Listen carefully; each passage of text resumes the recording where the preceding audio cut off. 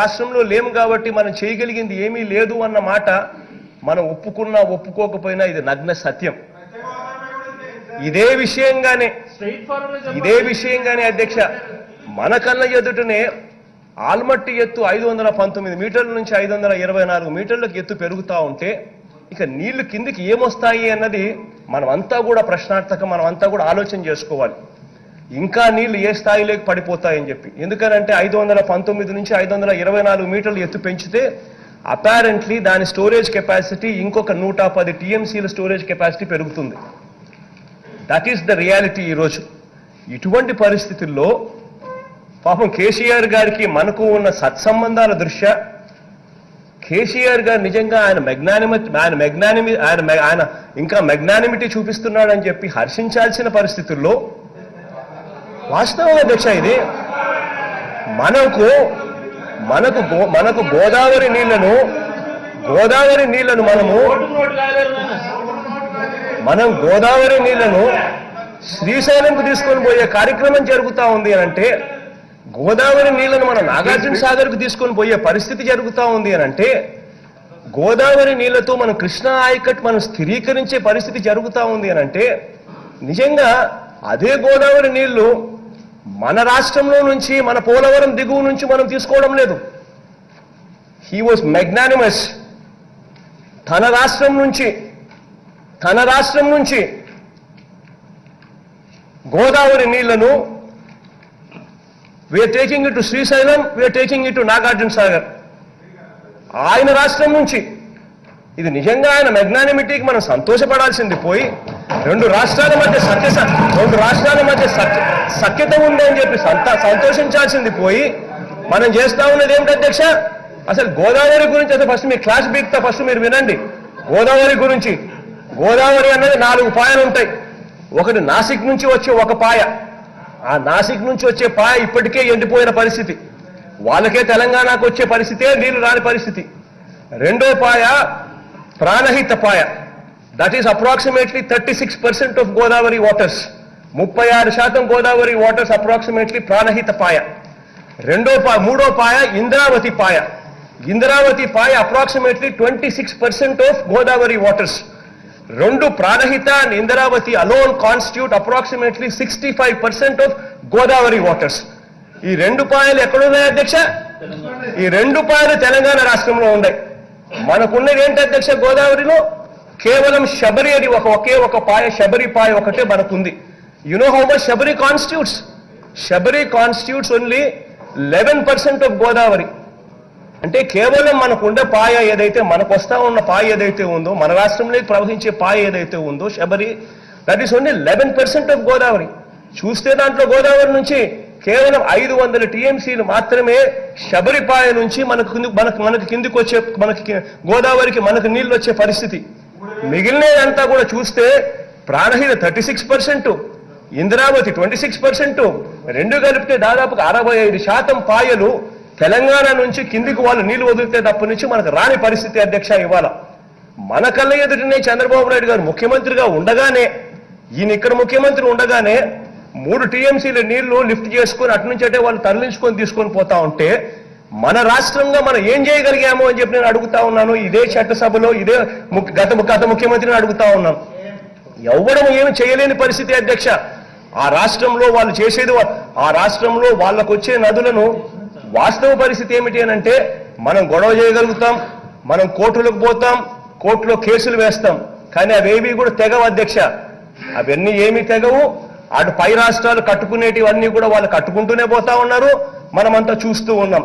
అది ఆల్మట్టి ఎత్తు 519 మీటర్లకు చేర్చడం అయితేనేమి, 519 నుంచి ఇప్పుడు మళ్ళీ 524 మీటర్లు వాళ్ళు కట్టడం అయితేనేమి, అటువైపు నుంచి మహారాష్ట్ర వాళ్ళు గోదావరి పాయను అడ్డకోలుగా వాడుకోవడం అయితేనేమి, ఆ తర్వాత కాళేశ్వరంలో కేసీఆర్ గారు 3 టీఎంసీలు నీళ్లు లిఫ్ట్ చేసుకుని అటు నుంచి తీసుకొని పోవడం అయితేనేమి, ఎవ్వడం కూడా ఏమి చేసే పరిస్థితిలో లేము అధ్యక్ష. మనకి ఇవాళ కావాల్సింది ఏమిటి అంటే రాష్ట్రాల మధ్య సఖ్యత కావాలి. కృష్ణా నది జలాలకు సంబంధించి కృష్ణా ప్రాజెక్టులను అప్పజెప్పిందని, కృష్ణా ప్రాజెక్టులను మొత్తం కాంగ్రెస్ వాళ్ళు వస్తేనే కాకెత్తుకపోయిందని, లేకపోతే కేంద్రానికి మేమేదో రాసి చేసినామని, అసలు ఏం మాట్లాడుతున్నారు అధ్యక్ష? అసలు ఏమైనా బాధ్యత అనేది ప్రతిపక్ష పార్టీగా 1% వాళ్ళు నిర్వహిస్తున్నారా? ఈరోజు కృష్ణానది జలాల మీద ఏర్పాటు చేసిన కృష్ణా రివర్ మేనేజ్మెంట్ బోర్డ్ 2014 రాష్ట్ర పునర్విభజన చట్టంలో స్పష్టంగా పొందుపరిచినరు. ఆ రోజు నేను కానీ మా ఉత్తమ్ కుమార్ రెడ్డి గారు కానీ లేకపోతే మా కోమటిరెడ్డి వెంకటరెడ్డి గారు కానీ ఇక్కడ ఉన్నోళ్ళం ఎవరం మేము ఎంపీలం కాదు అధ్యక్ష. ఏ రోజు కూడా ఈ పునర్విభజన చట్టం ప్రతి పదం నన్ను అడిగి నేనే రాసి నేనే తీర్చిదిద్దినాను కూడా మేము ఏ రోజు చెప్పుకోలేదు అధ్యక్ష. మేము చెప్పుకోలేదు అధ్యక్ష. ఎవరు అధ్యక్ష ఆ రోజు సభలో సభ్యులు? కల్వకుంట్ల చంద్రశేఖరరావు గారు ఎంపీ. ఆ బిల్లు వచ్చినప్పుడు ఇటు లోక్సభలో కానీ అటు రాజ్యసభలో కేశవరావు గారు కానీ ఆ అంశాన్ని ప్రస్తావించి అభ్యంతరం పెట్టాల్సిన సందర్భంలో ఈ బిల్లును మేమే పాస్ చేయించినాం, మేమే తెచ్చినాం. దీన్ని రాసేటప్పుడు అందరూ మాతోనే మాట్లాడారు, మొత్తం నా సూచనల మేరకే రాసిందని చెప్పారు అధ్యక్ష. ఆ రోజు రాసింది చంద్రశేఖర్ రావే అయితే అందులో ఒకవేళ లోపం ఉంటే ఆ లోపాలకు బాధ్యులు ఎవరు అధ్యక్ష?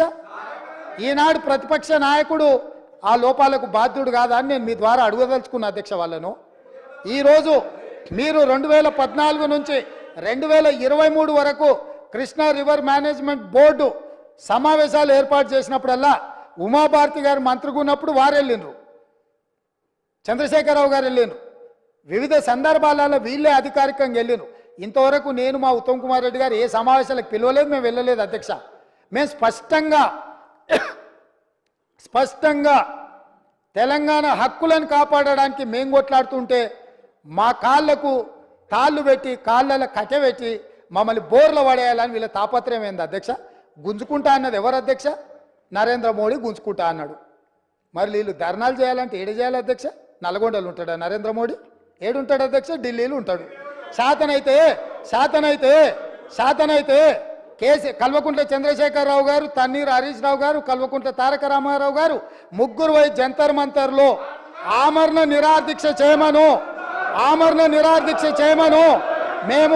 మేము వాళ్ళని పోలీసులు తీసుకెళ్లకుండా వాళ్ళు అమరులు అవ్వడము లేకపోతే హక్కులను సాధించడము వరకు ఈ ప్రభుత్వం అండగా నిలబడుతుంది. వాళ్ళ ముగ్గురిని ఢిల్లీలో నరేంద్ర మోడీ తప్పిదాల మీద దౌర్జన్యం మీద ధర్నా చేయమనుండ్రు కానీ నరేంద్ర మోడీతో కొట్లాడుతున్న మా కాళ్ళ కట్టబెట్టి బోర్ల పడేస్తే ఎవరు అధ్యక్ష? అదేవిధంగా అధ్యక్ష, ఎన్నికల రోజు పోలింగ్ ఇక్కడ జరుగుతుంటే పక్క రాష్ట్ర ముఖ్యమంత్రి AK-47 తుపాకులతో పోలీసులు నాగార్జున సాగర్ డ్యామ్ మీదకు పంపించింది అధ్యక్ష.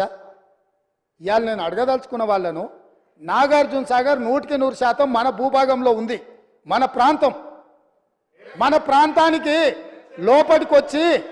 లోపటికొచ్చి తుపాకులు పెట్టి ప్రాజెక్టులను ఆక్రమించుకుంటుంటే వీళ్ళ సహకారం లేకుండా వస్తాడా అధ్యక్ష? ఇంటి దొంగలు లేకుండా జగన్మోహన్ రెడ్డి గారు లోపలికొచ్చి నాగార్జున సాగర్ డ్యామ్ మీద పహారాలు కాసే పరిస్థితి వస్తుందా అధ్యక్ష? ఎందుకు ఆ రోజు వీళ్ళు మాట్లాడలేదు? వీళ్ళు ఇచ్చిన అలుసే కదా, వాళ్ళు పెట్టిన పులుసు తిని వీళ్ళు అలుసు ఇవ్వడం వల్లనే కదా ఈరోజు ఈ పరిస్థితి వచ్చింది. ఆయల్లో రాయలసీమకు పోయినప్పుడు కల్వకుంట్ల చంద్రశేఖరరావు గారు, ఈనాటి మంత్రి శ్రీమతి రోజా గారు పెట్టిన రాగి సంకటి రొయ్యల పులుసు తిని రాయలసీమను రతలాలసీమం చేస్తా అని చెప్పి మాట ఇచ్చి బేసిన్లు లేవు, బేసిజాలు లేవు, మీరు కొట్టుకపోండి అన్నాడు. వాళ్ళు కొట్టుకపోయారు. ఇప్పుడు మేము వచ్చినాక అట్టెట్లా కొట్టుకపోతాడంట? ఎవరు అధ్యక్ష బాధ్యత ఎవరు వహించాలి? నీ కళ్ళ ముందే కదా ముచ్చుమర్రి చంద్రబాబు నాయుడు కట్టింది, నీ కళ్ళ ముందే కదా రాజశేఖర రెడ్డి పోతిరెడ్డి పాడును 44,000 క్యూసెక్లకు పెంచి తరలించకపోయింది, నీ కళ్ళ ముందరనే కదా నీ ఇంట్లో పంచపక్ష ప్రమాణాలు జగన్మోహన్ రెడ్డి గారికి పెట్టి జీవో నెంబర్ 203ను నీ ఇంట్లోనే పునాదులేసి రాయలసీమ లిఫ్ట్ ఇరిగేషన్కు ప్రగతి భవన్లో కేసీఆర్ గారి డైనింగ్ టేబుల్ మీద పునాది రాయబడ్డది. దానికి పునాది రాయేసింది మీరే కదా.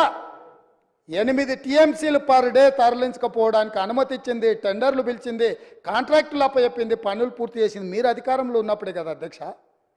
మీరు మొత్తం కృష్ణానది జలాలు మహారాష్ట్ర కర్ణాటక దాటి మహబూబ్ నగర్ జిల్లాలో జూరాల నుంచి పాలమూరులో కలంపూర్లో ఎంటర్ అయి తుంగభద్ర నదిలో వచ్చే నీళ్లు తుంగభద్ర నుంచి వచ్చిన సుంకేశ్లకు వచ్చిన నీళ్లు, సుంకేశ్ల నీళ్లు, జూరాల నీళ్లు కలిసి ప్రయాణమై పాలమూరు జిల్లా నుంచి మొదలై రాయలసీమలకు పోయి నంద్యాల నుంచి తిరుక్కొని శ్రీశైలం ప్రాజెక్టు మీదకి వచ్చినప్పుడు శ్రీశైలం ప్రాజెక్టు కొంత తెలంగాణలో ఉంటే కొంత ఆంధ్రాలో ఉంది అధ్యక్ష.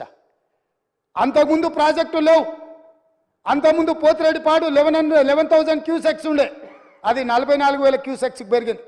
అంతకుముందు లేని రాయలసీమ లిఫ్ట్ ఇరిగేషన్ ఇవాళ 8 టీఎంసీలు తరలించడానికి లిఫ్ట్ ఇరిగేషన్లు కట్టినరు. ముచ్చుమరి నుంచి అర టీఎంసీ కట్టిరు అధ్యక్ష.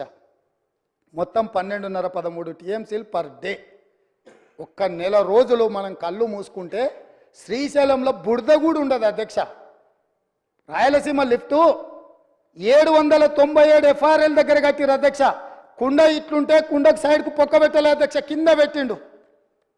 కింద వీళ్ళు పిలిచి పంచపక్ష ప్రమాణాలు వీళ్ళు పెట్టిండ్రు. జగన్మోహన్ రెడ్డి వీళ్ళ కింద బొక్క పెట్టిండు అధ్యక్ష.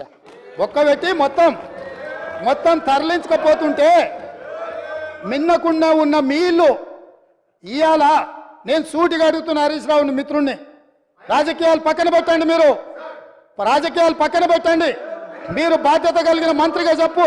ఇవాళ రాయలసీమ జిల్లాలో ఉన్న మీ అవకాశం వచ్చినప్పుడు స్పీకర్ గారు అనుమతి తీసుకొని మీ అవకాశం వచ్చినప్పుడు తప్పకుండా చెప్పదు. I'm not yielding. నీకు ఇస్తాడు మైకు స్పీకర్ గారు, నేను కాదు ఇవ్వాల్సింది.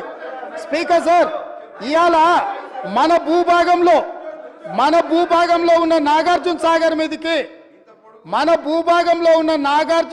మీదికి తుపాకులతో జగన్మోహన్ రెడ్డి వచ్చి ఆక్రమించుకుంటే చేతగాని సన్నాసులాక ఇక్కడ ప్రభుత్వం చూస్తుంటే ఇవాళ రాయలసీమలో ఉన్న ప్రాజెక్టుల నుంచి నీళ్లు తరలించకపోతుంటే ఎవరు అడ్డుకోవాలి అధ్యక్ష? ఎవరు అడ్డుకోవాలి? ఒక్క పక్కన వాళ్ళు ప్రాజెక్టులు పూర్తి చేసుకుంటుంటే వీళ్ళు ఇక్కడ ఆనాడు కోమటిరెడ్డి వెంకటరెడ్డి గారు కొట్లాడి నల్గొండ జిల్లాలో ఉన్న ఫ్లోరైడును అక్కడి బాధితులను ఆదుకోవడానికి